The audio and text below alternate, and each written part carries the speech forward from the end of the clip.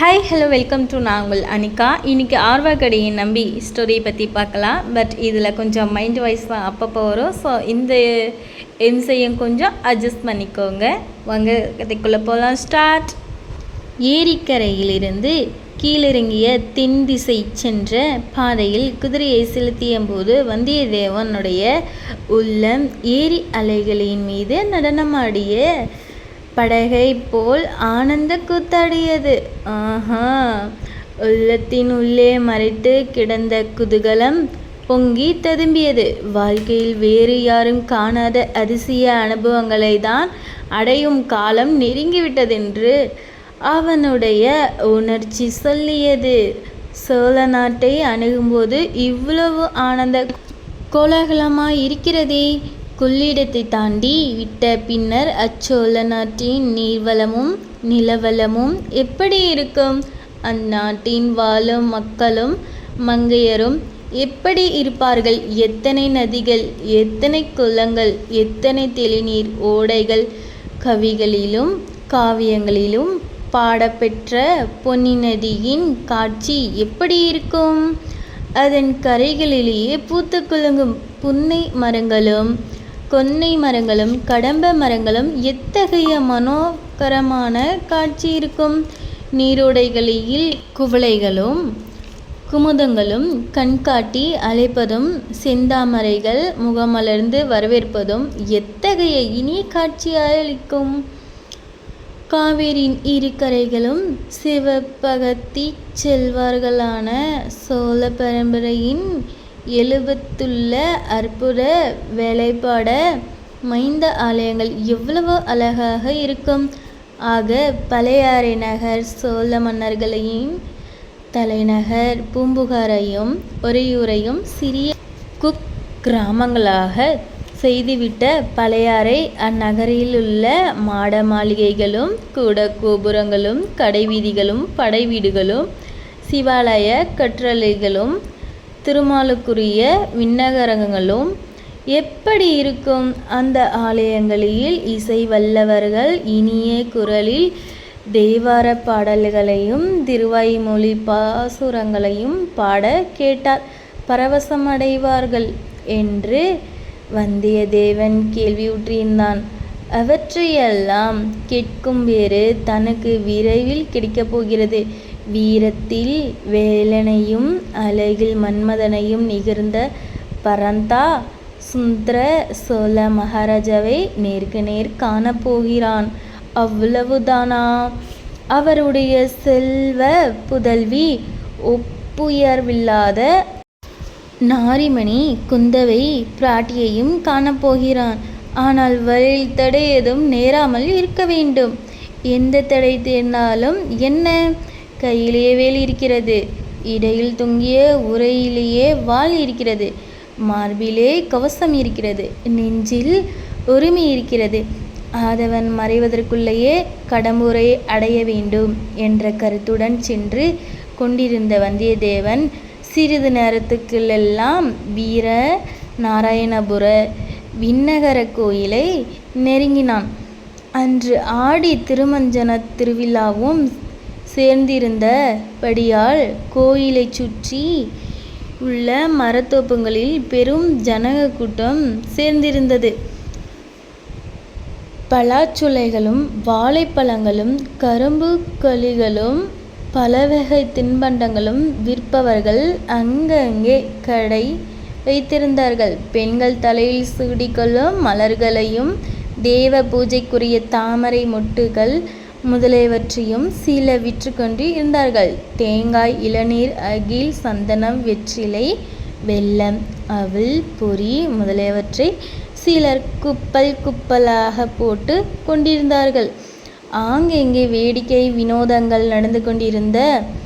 ஜோசியர்கள், ரேகை ஜாஸ்திரத்தில் வல்லவர்கள், குறி சொல்கிறவர்கள், விஷக்கடிக்கும் மந்திரிப்பவர்கள் இவர்களுக்கும் அங்கே குறைவில்லை. இதையெல்லாம் பார்த்து கொண்டு சென்ற வந்தியத்தேவன் ஓரிடத்தில் ஒரு பெருங்கூட்டம் நின்று கொண்டிருப்பதையும் அந்த கூட்டத்துக்குள்ளே இருந்து யாரோ சிலர் உரத்த குரலில் வாக்குவாதம் செய்யும் சத்தம் வருவதையும் கவனித்தான். என்ன விவாதம் நடைபெறுகிறது என்பதை அறிந்து கொள்ள அவனுக்கு ஆவல் பீறிக்கொண்டே எழுந்தது. அந்த ஆவலை அடக்கி கொள்ள அவனால் முடியவில்லை. கூட்டத்துக்கு வெளியில் சாலை ஓரமாக குதிரையை நிறுத்தி வீட்டுக்கு கீழே இறங்கினான். குதிரையை அங்கே நிற்கும்படி தட்டி கொடுத்து சமிக்ஞாலம் சொல்லிவிட்டு கூட்டத்தை பிளந்து கொண்டு உள்ளே போனான். அங்கே விவாதத்தில் ஈடுபட்டிருந்தவர்கள் 3 பேர்தான் என்பதை பார்க்க அவனுக்கு வியப்பு ஏற்பட்டது. ஆனால் விவாதத்தில் ஈடுபட்டவர்கள் 3 பேர் என்றாலும் கூட்டத்திலிருந்தவர்கள் பலர். அவ்வப்போது அவர்களுக்கு உகந்த வாதகாரியின் கட்சியை ஆதரித்து கோஷங்களை கிளப்பினார்கள். அதனால்தான் அவ்வளவு சத்தம் எழுந்தது என்பதை வந்தியத்தேவன் தெரிந்து கொண்டான். பிறகு என்ன விவாதம் நடைபெறுகிறது என்பதை கவனித்தான். வாதமிட்ட மூவரில் ஒருவர் உடம்பெல்லாம் ஊர்வதகரமாக சந்தனம் அணிந்து தலையில் முன்குடும்பி வைத்திருந்த வைஷ்ணவ பக்தர் சிகாமணி. கையில் அவர் ஒரு குறுந்தடியும் வைத்திருந்தார். கட்டையையும் குட்டையாயும் வைரம் பாய்ந்த திருமேனியுடன் விளங்கினார். இன்னொருவர் நமது மேனியெல்லாம் பட்டை பட்டையாய் திருநீறு அணிந்திருந்த சிவபக்தர். 3வது மனிதர் காவி வஸ்திரம் தரித்து தலையையும் முண்டனம் செய்து கொண்டிருந்தார். அவர் வைஷ்ணவரும் அல்ல, வைஷைவரும் அல்ல, இரண்டையும் கடந்தவரான அத்தகைய வேதாந்தி என்று தெரிய வந்தது. சைவர் சொன்னார், ஓ ஆழ்வார்க்கடியான் நம்பியரே, இதற்கு விடை சொல்லும். சிவபெருமானுடைய முடியை காண்பதற்கு பிரம்மாவும் அடியை காண்பதற்கு திருமால் முயன்றார்களா இல்லையா? முடியும். காணாமல் இருவரும் வந்து சிவபெருமானுடைய பாதங்களில் சரணாகதி அடைந்தார்களா இல்லையா?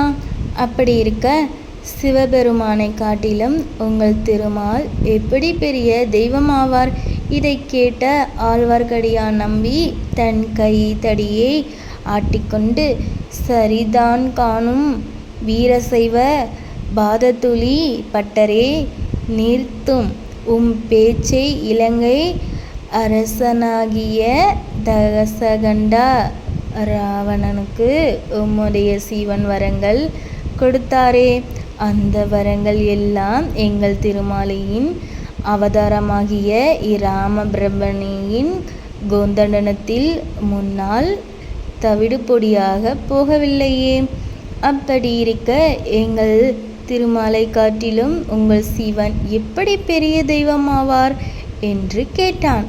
இந்த சமயத்தில் காவி வஸ்திரம் அணிந்த அத்தகைய சந்நியாசி தலையிட்டு கூறியதாவது, நீங்கள் இருவரும் எதற்காக வீணில் வாதம் ஈடுபடுகிறீர்கள்?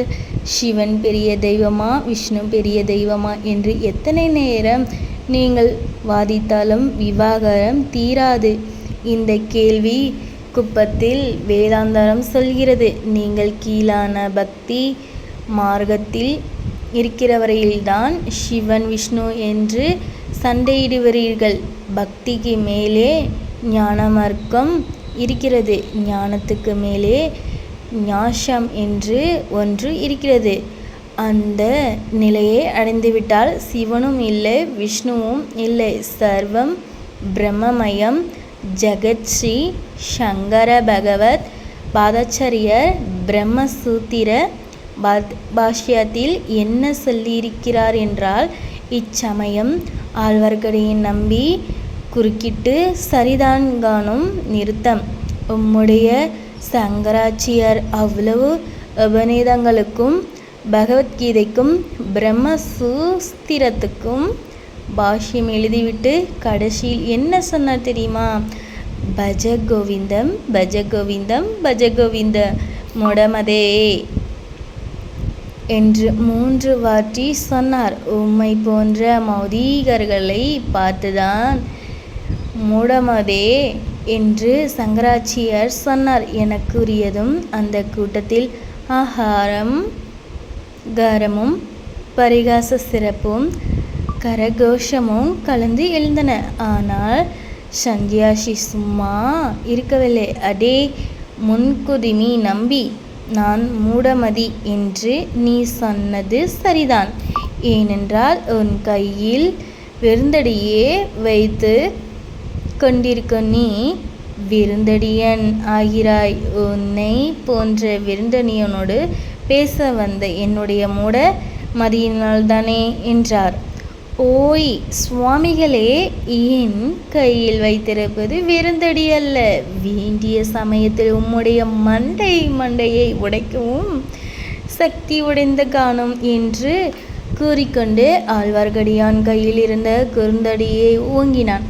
அதை பார்த்த அவன் கட்சியார் ஓஹோ என்று ஆர்வதித்தனர்.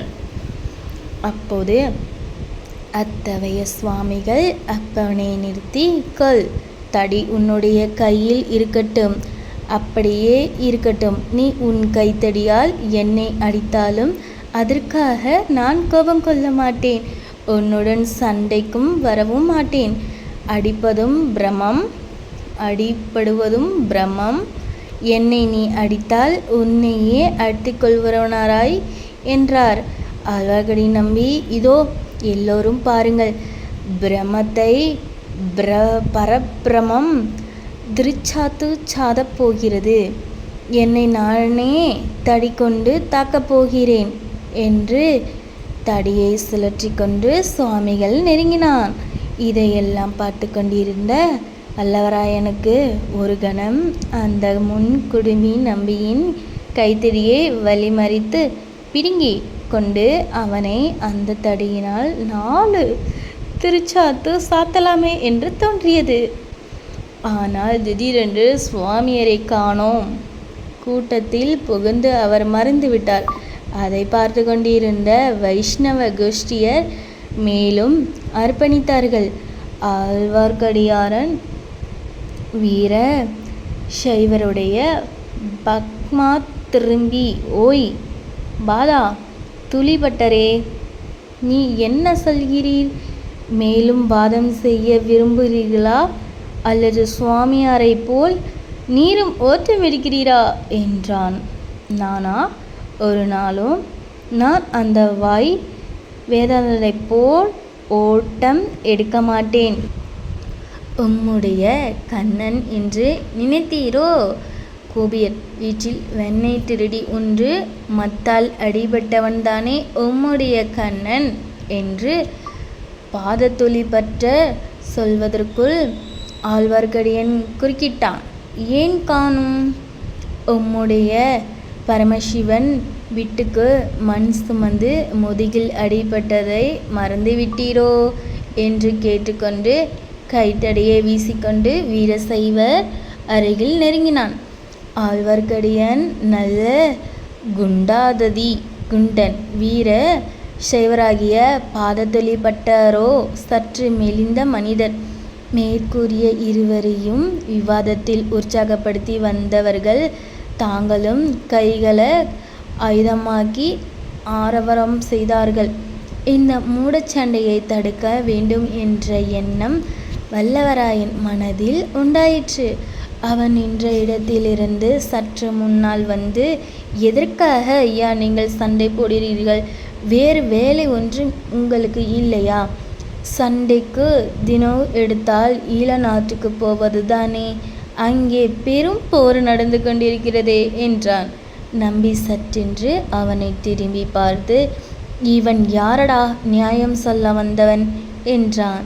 கூட்டத்திலே இருந்தவர்களின் சிலருக்கு வந்தியத்தேவனுடைய வீரத்தோற்றமும் அவனுடைய அழகிய முக விலாசமும் பிடித்திருந்தன. தம்பி, நீ சொல்லு, இந்த சண்டைக்காரர்களுக்கு நியாயத்தை எடுத்து சொல்லு. உனக்கு பக்கம் பலமாக நாங்கள் இருக்கிறோம் என்று அவர்கள் சொன்னார்கள். எனக்கு தெரிந்த நியாயத்தை சொல்கிறேன். சிவபெருமானோ நாராயணமூர்த்தியும் தங்களுக்குள் சண்டை போட்டு கொள்வதாக தெரியவில்லை. அவர்கள் சிநேகமாகவும் சுகமாகவும் இருந்து வருகிறார்கள்.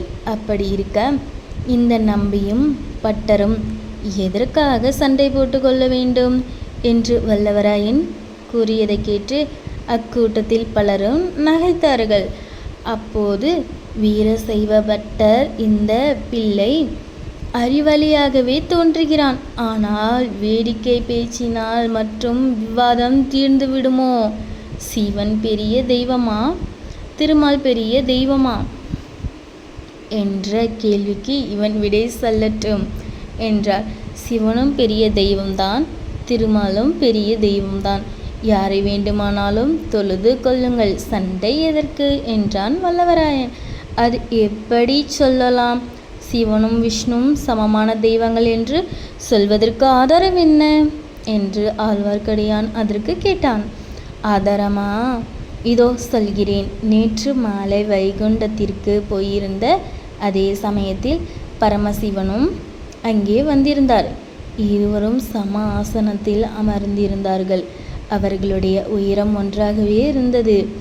ஆயினும் அயத்துக்கு இடமின்றி என் கையினால் முலம் போட்டு இருவர் உயரத்தையும் அளந்து பார்த்தேன். அட பிள்ளாய், பரிகாசமா செய்கிறாய் என்று ஆழ்வார்க்கடியான் கர்ஜனை செய்தான். கூட்டத்தினர் சொல்லும் தம்பி சொல்லு நீ ஆர்ப்பரித்தார்கள். அளந்து பார்த்தில் இருவரும் சமமான உயரமே இருந்தார்கள். அதோடு விடாமல் சிவனையும் திருமாலையும் நேரிலே கேட்டுவிட்டேன். அவர்கள் என்ன சொன்னார்கள் தெரியுமா? அறியும் சிவனும் ஒன்றும், அறியாதவர் வாயிலேயே மண்ணு என்று சொன்னார்கள். அவ்விதம் சொல்லி தங்களை பற்றி சண்டை போடுவர்கள் வாயிலே போடுவதற்கு இந்த பிடி மண்ணையும் கொடுத்தார்கள் என்று கூறிய வல்லவரையின் மூடியிருந்த தனது வலக்கையை திறந்து காட்டினான். அதற்குள்ளேயே ஒரு பிடி மண் இருந்தது. அதை வீசி உதறினான். கூட்டத்தில் இருந்தவர்களில் பலர் அப்போது பெரும் உற்சாகம் கொண்டு தலைக்கு தலை தரையிலிருந்து ஒரு பிடி மண் எடுத்து நம்பியின் தலையிலும் பட்டர் தலையிலையும் வீசி எரிய ஆரம்பித்தார்கள். இந்த துரக்ருட்ச செயலை சிலர் தடுக்க முயன்றனர். அடே துர்த்தர்களா, நாஸ்திகர்களா என்று சொல்லிக்கொண்டு ஆழ்வார்க்கடியான் தன் கைத்தடியை சுழற்றி கொண்டு கூட்டத்திற்குள் பிரவேசித்தார். ஒரு பெரிய கலவரம், அடிதடி, சண்டை அப்போது நிகழும் போலிருந்தன. நல்ல வேளையாக அந்த சமயத்தில் சற்று தூரத்தில் ஒரு பெரிய சலசலப்பு ஏற்பட்டது. சூராயுத சூர வீர பிரதாபர் மாரபாண்டியன் படையை வீர் கொண்டு தாக்கி வேரோடு அறுத்த வெற்றிவேல் உடையார் விழுப்புண்களை பெற்ற திருமேனியர் சோழ நாட்டு தனாதிகாரி தானிய பண்டார நாயகர் திரை விதிக்கும் தேவர் பெரிய பழுவேட்டரை விஜயம் செய்கிறார். பராக் பராக் விழிவிடுங்கள் என்று இடி முழங்க குரலில் கட்டிய குரு கேட்டது. இவ்வாறு கட்டியம் கூறியவர்கள் முதலில் வந்தார்கள். பிறகு அரசு அடிபவர்கள் வந்தார்கள். பின்னர் கையில் வேல் பிடித்து வீரர்கள் சிலர் கம்பீரமாக நடந்து வந்தார்கள். இவர்களுக்கு பின்னால் வந்த அலங்கரித்த யானையின் மீது அஜானு பகவான கரிய திருமேனியர் ஒருவர் வீற்றிருந்தார்.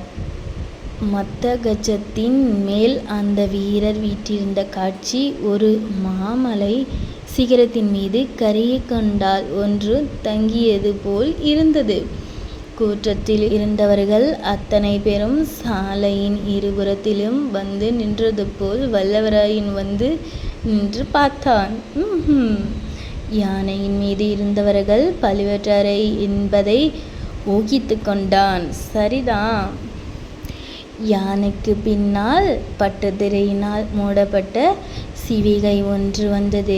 அதற்குள் இருப்பது யாரோ என்று வல்லவராயன் சிந்திப்பதற்குள்ளேயே செக்கச்சிவந்த நிறத்துடன் வளையல் அணிந்த ஒரு கரம். ஆஹா,